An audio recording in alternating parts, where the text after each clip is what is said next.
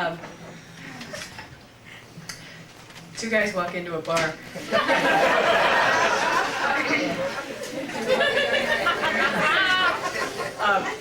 That is actually the way Mikey and I used to always greet each other. He always, just like my great pal from St. Louis, where I'm from, Miss Music, he always told me the most politically incorrect, nastiest, foulest joke he could reel off. Just before he went, and action. And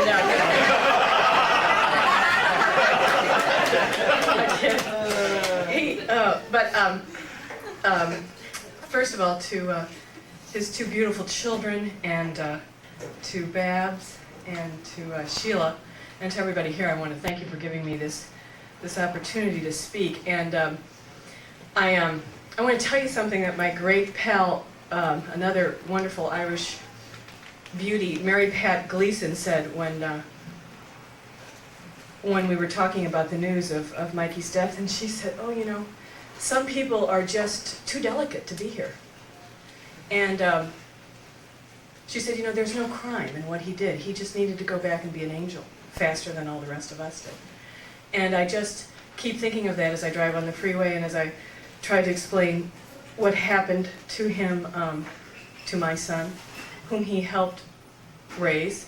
There are a lot of us here who are parents, and in addition to the other great thing that I said to Mikey, wherever you are here on the phone the other day, and I want to say this in front of everybody, every actor that I've talked to, the word on the street that's going around about this is, first of all, after the shock and the horror and the sadness, and even if somebody didn't exactly know him by name, after, you know, the short guy with the dark hair at Sheila's, and they'd all, every single person, every actor always said, "I got the Kellogg spot because of him," you know, or "I got that Toyota spot." You know, he put food on our table because he was so sharp and so witty, just like wonderful Patty's poem. You know, he was just, he showed you right where to go with your stuff. He was just phenomenal, and besides being hilarious and kind and wonderful, and so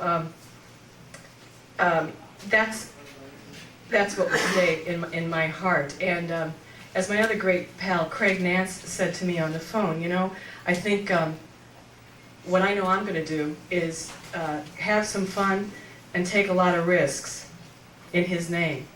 And so I'm going to do that. And the other thing that I've been thinking about doing as a result of hearing about Mikey's death is I'm going to start telling people that I know who are close to me why I like them so much. I don't think one of my big theories in life, besides the fact that I think the whole thing runs on sex and money, is that we don't tell the things that need to be told to the people who need to hear them, you know? And Mikey's a great angel now on my butt telling me to do that. So in the name of Mikey and in the name of Craig Nance, I'm going to ask you guys, I'm going to take a risk to have some fun. So I'm going to tell you, we used to end every Sheila Manning session with, so two guys walked into a bar, and we ended up sort of ending it with that, but then Mikey began doing this thing with me, and he would just look at me at the end of everything and go, it was always the beginning and the end, he'd go, "Susie, Susie, Susie, Susie," and I'd go, "Mikey, Mikey, Mikey, Mikey." So I'm just going to tell you that I've been walking around this whole week, driving, talking, I just go, "Mikey, Mikey, Mikey, Mikey." It's sort of become like my little prayer. So I'm just going to ask you guys to sort of take a breath and say that with me. Ready? Just go, "Mikey, Mikey, Mikey, Mikey." Oh, do it again. Mikey, Mikey, Mikey, Mikey. Thank you, Mikey. Thank you guys for letting me say this.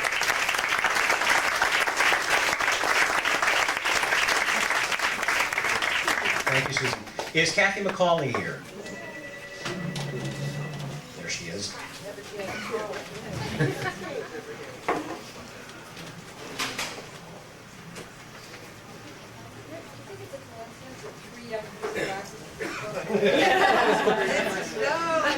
Oh, wow.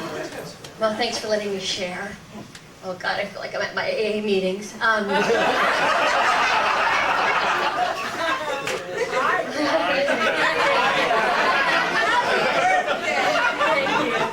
Keep coming back. I think my very, very first commercial audition was at Sheila Manning's, thus meeting Michael. What an introduction to the business. Michael, from the very beginning, I don't remember the spot, but I remember that it was very odd. I was very odd. And after I was done, I said, that was very odd. And he said, no. I said, no, the clients are going to hate it. And he said to me something that it was a gift. It was truly a gift, because he said to me, you know, Macaulay, just be true to your instincts. You have to be true to your truth. And I thought, wow. I mean, he wears black. And he says this kind of stuff. And this is like my first audition, and I am so happening. But he said, you know, go ahead, push the envelope, do what you do, because that's you. Okay, fast forward to now, and many avails and no bookings later. I have continued to push the envelope. Thank you, Michael. And I would remember he would be behind the camera, and I would walk in, and the clients would be there, and he would be back in the back, and I would do what I do, and no matter if they were not getting it, which is pretty usual, he would be, to me, like a jammin', happening, packed audience, because he just got it. And after the audition was over and the clients looked like they wanted to call security, Michael would do that thing, like you said, that thing, and look at me and go, and that, ladies and gentlemen, was Macaulay. To know her is to love her. Just to kind of help me out of the room.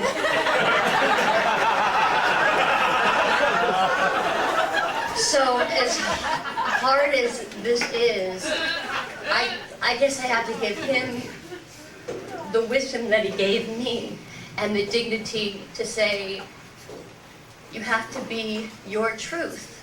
And this is his truth. So, Michael, I love you, and I will miss you.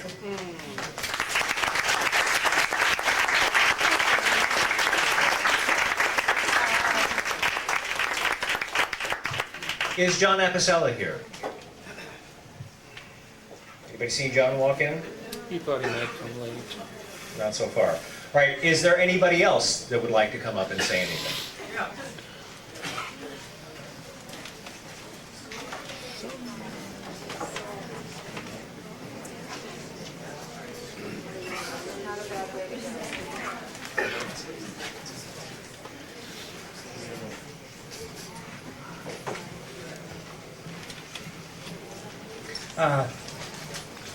Probably don't really have much to say that hasn't been said already.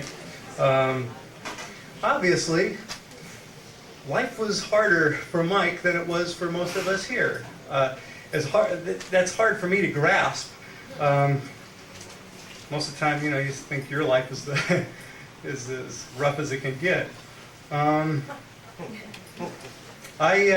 loved Mike Conello, and but I gotta admit, I'm a little pissed off. You know,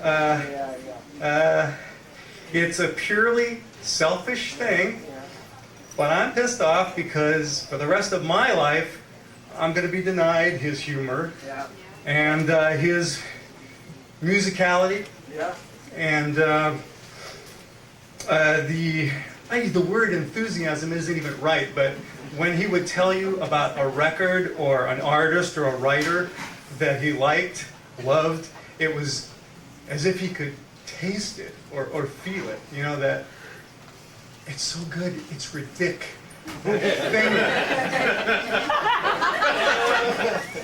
And what else am I supposed to say? Yeah. So anyway, I guess really all I have to say is that, oh, Mike, I hope you're happy now. And I mean it. I hope he's happy.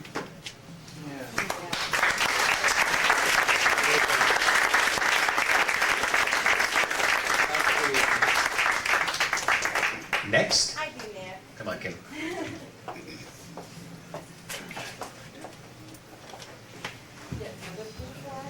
Well, I'm sure I won't be as eloquent as everyone else, but I guess that's not really the point. But yesterday when Sheila called me, in my own fashion, I heard from Sheila, and we had just finished this job, and I thought, oh my God, I've screwed up. They're burning the film. Oh my God, she's not even telling my agents first. She's calling me to tell me, and I go through this whole paranoid thing. And so I thought, well, just get over that and call Sheila back. What's she gonna say?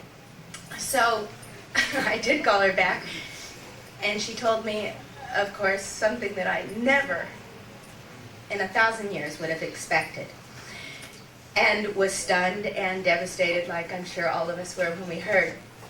And I too was pissed off, and I thought about it the whole day. I was with my horse yesterday when I called Sheila, which usually gives me such great comfort. And I was mad at my horse, and I was mad at everything, and I was taking it out on him, and he's a baby, and I didn't want to take it out on him. And not being a mother is probably the same thing that, you do with your children, and you think, oh my God, I've ruined my child now, So I'm thinking, I've ruined my horse. I should have never ridden him today. I'm so frustrated. I'll just put him up, and all day yesterday, and all day today, and all the time that I was getting ready to come here, I was thinking about how great Mike was behind the camera, and how good he made me feel, and how relaxed and comforted I always felt in just being me, because he was there to make it be okay. And I didn't wear black tonight because I was pissed off, and I didn't want to wear black. And, I almost didn't even want to come. But I must tell you, all of you, and Sheila, and his children, and Babs, I feel really good, and I'm really glad I came tonight. And it's really helped me not be so mad at Mike, and to understand him, and to honor him for who he was and what he was. And he was always so enthusiastic about my music and supportive of my music. And for that, I'll always love him and do love him. And I really appreciate all you guys here tonight, because you've helped me through something that I didn't think I'd understand. I was so mad. I didn't think I'd get it. But I think I'm getting it. So thanks.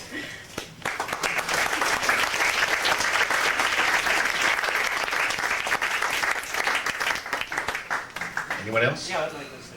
Oh, sure, come on up, Eddie. I think we should start a wacky sense of humor Hall of Fame, and Mike will be the first person. I was in Mike's Inferno. I don't know if anybody recognizes me. But he said, I have this show I'm doing. And I said, gee, I wonder what I can do. Ed Sullivan didn't seem right. That's already been done. So I said, I do this Indian guy. So I did an Indian guy on his show and did a headstand and embarrassed myself, but I had a blast. And as that Indian guy, I said to Michael, wherever you are, you're here.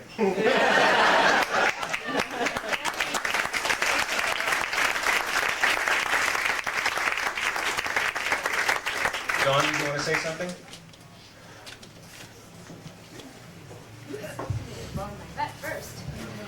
I'm also worried about being eloquent enough to honor him, or funny enough to kind of reinvent him, but I think it was well said. That's not the point. All of us know how much he gave to us behind the camera, but a long time ago, once upon a time, in a really far off, hotter than shit place called Phoenix, there was this guy, and there were 3 other guys with him, and there was this kids show.